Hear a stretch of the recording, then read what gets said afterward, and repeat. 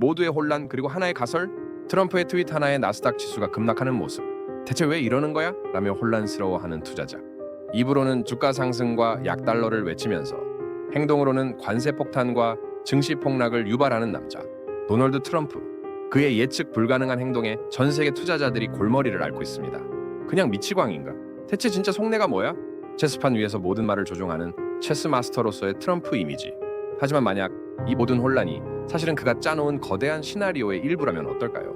오늘 트럼프가 금리 인하라는 최종 목표를 위해 어떻게 미국 증시 전체를 거대한 체스판처럼 움직이고 있는지, 그 소름 돋는 가설과 이 장세에서 살아남는 유일한 투자 전략을 알려드리겠습니다.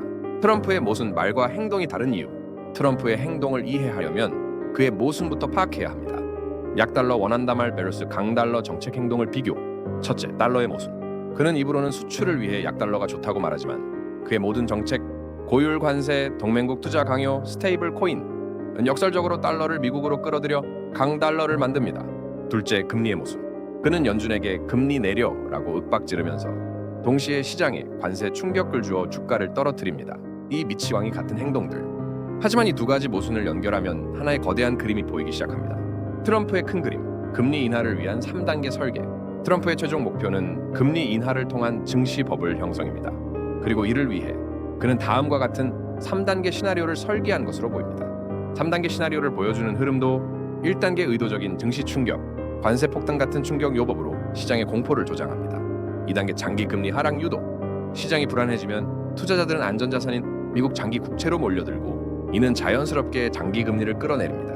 3단계 기준금리 인하 명분 확보. 이렇게 장기 금리가 먼저 내려가주면 연준은 경기가 나빠질 것을 우려해 기준금리를 내릴 수밖에 없는 완벽한 명분을 얻게 됩니다. 즉, 트럼프가 시장을 때리는 이유는 시장을 죽이기 위해서가 아니라 더 큰 부양책 금리 인하를 위한 멍석을 깔기 위함이라는 충격적인 가설입니다.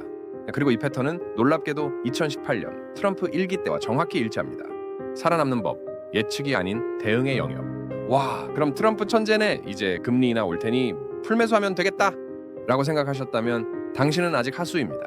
트럼프가 노벨상 못 받아서 꼬라박는 걸 어떻게 예상함? 우리는 트럼프의 변덕, 예를 들어 노벨상 못 받아서 삐지는 것까지 예측할 수는 없습니다.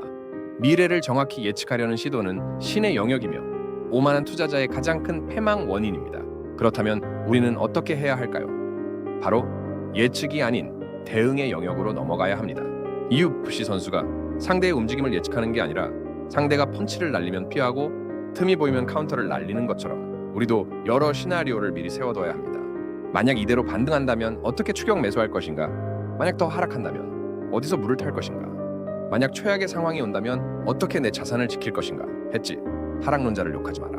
그래서 우리는 상승장에서 숏을 외치는 하락론자들을 욕하거나 무시해서는 안 됩니다. 상승론자와 하락론자가 서로 정보를 교환하는 이미지. 그들이 바로 우리가 미처 보지 못했던 리스크빅스, 이평선이 모이고 있다 같은를 알려주는 소중한 스파링 파트너이기 때문입니다. 그들의 경고에 귀를 기울일 때 우리는 비로소 최악의 시나리오에 대비할 수 있고 더 현명한 투자자가 될 수 있습니다. 물론 M7 같은 든든한 본주를 들고 있다면 이런 잔파동에 흔들릴 필요는 없겠죠.